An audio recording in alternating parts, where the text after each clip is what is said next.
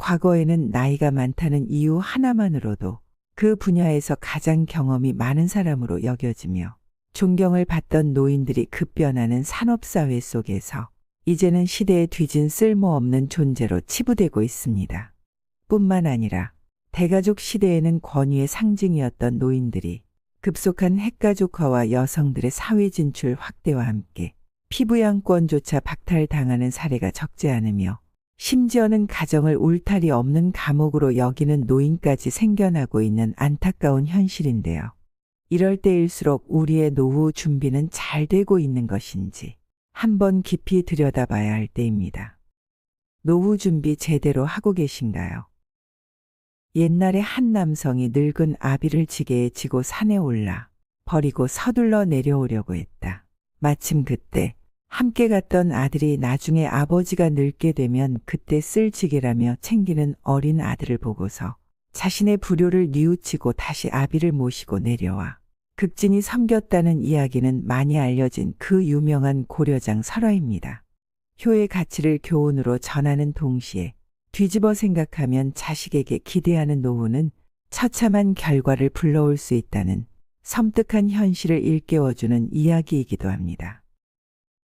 한국보건사회연구원 조사에 따르면 부모 부양의 책임이 자녀에게 있다는 의견에 동의한 비율이 2010년 40.9%에서 2019년 23.3%로 10년 새 급감했다고 합니다. 부모 부양에 대한 사회적 인식이 바뀌고 있다는 겁니다. 청년들은 유례없는 취업난과 집값 상승으로 연애부터 결혼, 출산 등을 포기한 M4 세대가 된 지 오래입니다. 부모를 부양하기는커녕 나이든 부모에게 의존하는 캥거루족이 되지 않는 것만 해도 다행인 시대입니다. 요즘 뉴스를 보면 자식에게 미리 재산 다 퍼주고 쫓겨난 사례, 재산 안 준다고 부모를 때리는 사례, 부모 재산 다 상속받고도 양로원에 맡기고 찾아오지도 않는 사례 등 정말 이것이 대한민국에서 일어나는 일이 맞는지 눈과 귀를 의심할 이야기들이 너무나도 많습니다.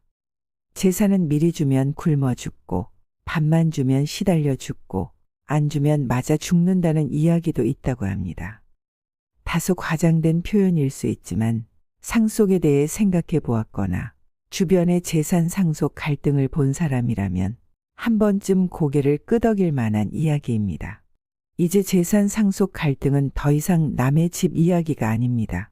부자나 못 가진 자 상관없이 자식에게 살고 있던 작은 집 한 채라도 물려줄 재산이 있으면 을의 재산 상속 갈등은 일어납니다. 우리는 물려줄 재산이 별로 없으니 그런 건 남의 일이라고 생각하는 분들도 많은데요. 하지만 그렇게 생각하면 큰 오산입니다. 우리는 이제 60년을 살았다고 환갑잔치를 크게 벌이며 축하해주던 시대에 살고 있지 않습니다. 이제 축복이든 재앙이든 인류는 오래 살게 되었습니다. 내가 원하든 원하지 않든 오래 사는 것이 크게 어렵지 않은 일이 된 것입니다. 1970년대 한국인의 평균 수명은 60세 안팎이었습니다. 50쯤 은퇴를 하고 10년 안팎의 여생을 보내다 죽는 일이 다반사였죠. 그러니 주로 재산을 많이 물려받은 장남이 부모 부양을 전담했으며 통상 무리 없는 수준이었습니다. 그러나 지금은 100세 시대다. 재수 없으면 120세까지 산다는 말도 나오고 있습니다. 은퇴 후 소득 없이 버텨야 하는 기간이 과거보다 몇 배 더 길어졌고 당연히 노후 준비 자금도 많이 필요해졌고 부양 비용도 치솟았습니다. 특히 사망 전 1년 동안 자기가 일평생 쓴 병원비의 거의 반이 들어가는 시기라는 점이 우리를 더욱 불안에 떨게 만드는데요. 그러니 자녀들이 전적으로 부모를 책임지기에는 부담스럽다는 겁니다. 사회는 이렇게 초고령 사회로 진입하고 있는데도 제도는 여전히 평균 수명 60세 시대에 맞춰져 있다는 점이 큰 문제입니다. 그러니 부모들이 재산을 자녀들에게 생전에 미리 나눠주고 나는 욕심을 내려놓고 살겠다. 자식이 잘 사는 게 더 행복하다고 말하는 시대는 이제 아니라는 겁니다. 또한 돈이 조금 있더라도 아끼고 아껴 쓰고 사후에 얼마 정도 물려주겠다는 생각은 버리고 노후에 다 쓰고 죽는 것이 현명한 방법일 수 있습니다. 부를 쌓아 자식들에게 물려주려는 생각은 자녀들의 독립성을 크게 해칠 수 있습니다. 학교에서 아이들을 가르치다 보면 아버지에게 물려받을 건물이 몇 채나 있다며 건물주가 되어 월세를 받아가며 편하게 살겠다. 뭐하러 공부를 열심히 하느냐고 말하는 학생도 있다고 하는데요. 그러다 보니 부모 도움을 적게 받은 학생들은 상대적 박탈감이 커지고 금수저니 흙수저니 하는 수저 논란까지 나오고 있다는 겁니다. 또한 재산을 물려주면 나보다 내 자식은 더 편안하게 잘 살겠지 하는 애틋한 마음으로 주고 싶어 하지만 단기간은 그 돈으로 잘 살 수 있을지는 몰라도 장기적으로는 원래 상태로 떨어지게 된다고 합니다. 우리가 흔히 듣는 이야기 중에 복권 1등에 당첨된 사람 중에 끝까지 그 재산을 지켜낸 사람들이 별로 없다는 말이 있습니다. 그만큼 자신의 노력과 실력으로 일구어낸 재산이 아니기 때문에 지속 가능성이 없다는 겁니다. 그럴 바엔 물려주지 않는 것이 더 좋습니다. 우리나라 부모들은 자녀들에게 한마디로 봉이라고도 할 수 있습니다. 성인이 될 때까지 먹여주고 입혀주고 학교 보내주고 대학교까지 다 보내주고도 대학원 진학에 원한다면 유학까지 보내주고도 취직이 안 되면 또 내 자식이니 끝까지 책임지겠다며 한 집에 데리고 삽니다. 그런 캥거루족들이 점점 많아지고 있습니다. 급기야는 결혼할 때 바리바리 혼수에 전셋집까지 해줘야 한다며 난리를 피웁니다. 정말 한도 끝도 없이 뒷바라지하며 올인했더니 그렇게 자란 자식들이 부모의 수고를 알던가요? 물론 돈이 아주 많다면 모든 걸 다 해주면 좋겠죠. 하지만 자신들의 노후 준비에 여유가 없는 대부분의 가정에서도 비슷한 일들이 벌어지고 있다는 게 큰 문제라는 겁니다. 우리들의 수명이 짧았다면 가능했겠지만 지금처럼 부양 비용이 급증하는 시대에는 정말 빠르게 생각을 전환해야 합니다. 나는 이미 늦었다고 낙담하지 마시고 지금부터라도 정말 냉정해져야 나의 노후도 편안하고 자식들도 편안합니다. 다 큰 자식이라면 정서적으로도 경제적으로도 독립시키는 것이 당연한 부모의 마지막 의무가 되어야 합니다. 애당초 부모에게 재산을 물려받으리라는 기대를 전혀 하지 않도록 어릴 때부터 성인이 되면 너가 독립해서 알아서 살아야 한다고 가르쳐야 합니다. 그래야 처음부터 부모의 재산을 바라고 뭐 어떻게든 되겠지 하는 마음은 버리고 자신의 인생을 잘 계획하며 살아갈 수 있고 자립심이 강한 성인으로 자랄 수 있습니다. 기대를 안 하면 부모에 대한 원망도 없습니다.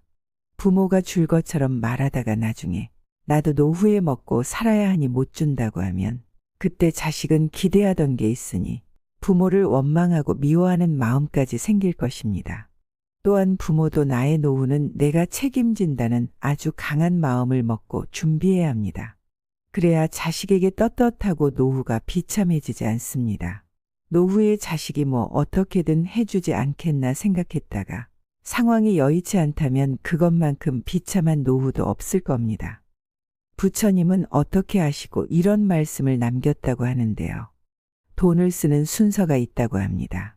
가장 먼저 나에게 쓰고 그 다음엔 배우자에게 쓰고 마지막은 자식에게 쓰라고 했다고 합니다. 자신을 위하는 것이 곧 남을 위하는 길이라는 겁니다. 자신을 위해 써야 내 돈이지 죽고 나서 자식들이 나누어 가지면 모두 흩어진다는 것이죠. 이제 우리는 대다수가 오래 살게 된 이상 나의 재산을 자녀들에게 미리 얼마 있다고 알리지 않는 게 좋습니다. 아무리 피를 나눈 부모 자식 관계라지만 돈이 있다는 걸 아는 순간 누구나 욕심이 생깁니다. 스스로 노후를 책임지되 이제는 정말 나이가 들어 주변을 서서히 정리해야 하는 순간이 오면 그때 가서 재산을 적당히 나눠주는 것이 좋습니다. 그리고 마지막까지 나의 노후는 내가 알아서 할 테니 신경 쓰지 말라고 하고 더 이상 바라지 말라고 꼭 선언하세요. 혹시라도 왜 이것밖에 안 주냐고 한다면 당당하게 말씀하시면 됩니다. 죽을 때까지 너희에게 손 안 벌리고 싶어서 그러니 오해하지 말라고 말입니다. 자식도 다 크면 부모 인생 따로 있고 자식 인생 따로 있다는 사실을 꼭 기억해야 합니다. 부모가 자식만 바라보면 반대로 자식도 부모만 바라보면 서로 불행해질 뿐입니다. 자녀들의 자립심을 길러주는 지혜로운 방법 몇 가지를 소개하겠습니다.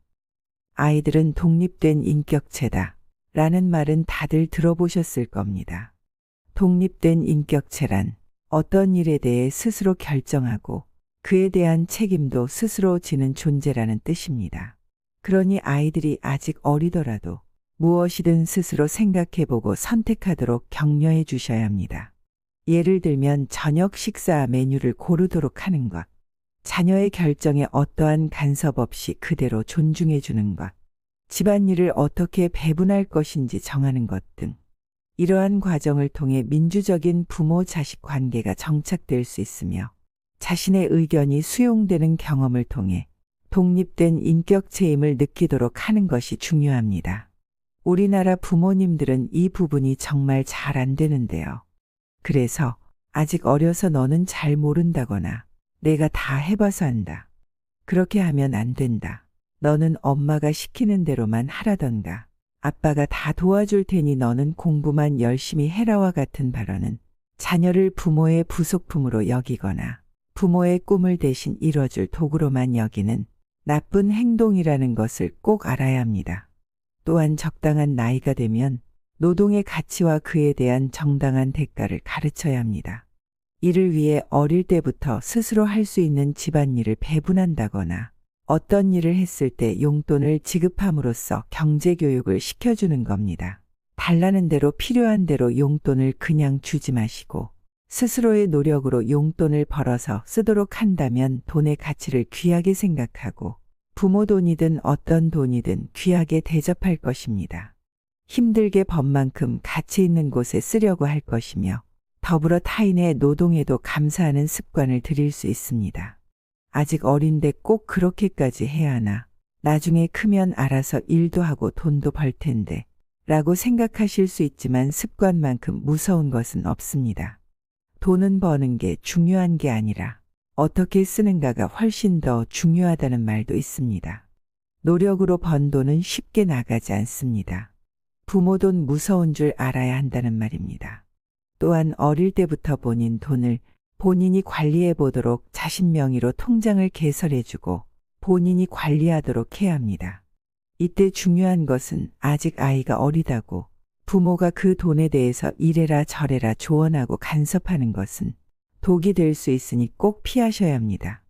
작은 돈을 규모 있게 써봐야 나중에 액수가 커지더라도 잘 관리할 수 있습니다. 아이들이 잘 알 수 있을까 걱정하는 것은 사실은 그 이면에 잘 못할지도 몰라. 잘 못하면 어떻게 하지라는 부정적인 심리가 깔려 있습니다. 왜냐하면 우리는 대다수가 어릴 때 그렇게 자라오지 않았기 때문입니다. 그러나 우리 아이들은 부모인 우리가 아닙니다. 우리보다 훨씬 더 나을 수 있다는 것에 확신합니다. 부모가 믿어주는 만큼 아이들은 잘한다는 말도 있습니다. 부모가 인생의 많은 부분을 먼저 경험한 인생 선배로서 따뜻한 조언 정도는 충분히 해줄 수 있지만 그것을 넘어 간섭한다거나 잔소리한다는 느낌을 자녀가 받는다면 바로 끊어야 합니다. 부모의 생각이 맞을 수도 있지만 부모 세대와 다른 세대를 살아가는 우리 자녀들이 더 올바른 생각과 판단을 하고 선택도 할 수 있다는 것을 인정하면 정말 마음이 편할 것입니다. 무조건 오래 산 부모 말이 맞다고 할 것이 아니라 자녀가 스스로 판단하고 선택하고 해결하고 책임지도록 가르치는 것이 무엇보다 중요합니다. 그렇게 했다면 이제 자식은 자식 인생 누구보다 더 잘 살아갈 겁니다. 의심할 여지는 없습니다. 부모인 나보다 더 잘 살 거다라고 믿기만 하세요. 그리고 이제 나의 노후를 누구보다 더 행복하게 살아가는 데 집중해야 합니다. 이제는 누구나 나이 들어 혼자 살아가는 것이 대세인 시대입니다. 혼자 살면 외롭지 않냐고 하지만 꼭 그렇지 않습니다. 혼자 힘들게 버티는 인생을 살아가시는 분들도 있겠지만 혼자서도 아주 행복하게 잘 사시는 분들도 늘고 있습니다. 그렇다면 혼자 그냥 저냥 버티는 삶이 아니라 행복하게 잘 살려면 무엇을 준비해야 할까요? 첫째로, 혼자서도 충분히 할 수 있는 취미가 있으면 좋습니다. 할 것이 없으면 다른 사람의 인생에 자꾸 끼어들고 간섭하고 싶어집니다. 나이 들어도 하루하루 할 일이 있고 바빠야 더 행복하게 살 수 있습니다. 꼭 큰돈 드는 취미가 아니라도 지금껏 하고 싶었으나 해보지 못했던 즐거운 일들을 찾고 배워보세요. 두 번째는 경제력입니다. 경제적으로 어렵다면 앞에서 말한 취미 생활을 즐기는 것에 흥미를 느끼지 못할 수도 있습니다. 이런 이유로도 마지막까지 손에 재산을 어느 정도 쥐고 있어야 합니다. 나이가 들수록 적은 돈이라도 벌기는 더욱 힘들어집니다. 그러니 자식에게 물려줄 생각은 빨리 접으시고 준비된 경제 수준에 맞게 좀 아껴가며 생활해야 할 필요도 있습니다. 세 번째는 건강입니다. 이 모든 것이 건강하지 않다면 모든 것이 헛일입니다.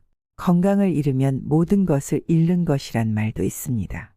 그만큼 나의 노후가 건강하지 않다면 준비된 돈도 취미 생활이나 가족들도 친구들도 필요하지 않게 됩니다. 건강보다 중요한 것은 없다는 죽기 살기의 마음으로 무엇보다 건강부터 잘 챙기셨으면 좋겠습니다. 건강하면 일도 할 수 있고 취미 생활도 즐길 수 있고 친구도 만날 수 있고 여행도 갈 수 있고 무엇이든 건강이 받쳐줘야 할 수 있다는 것을 잊으면 절대 안 됩니다. 나의 노후를 아무리 자식이라 할지라도 기대하거나 의지하는 마음을 내면 안 됩니다. 나의 노후는 끝까지 내가 책임진다는 마음을 내면 더 편안하고 행복한 노후를 보낼 수 있습니다. 이상으로 밤을 잊은 철학이었습니다. 철학이 있는 당신의 삶을 응원합니다.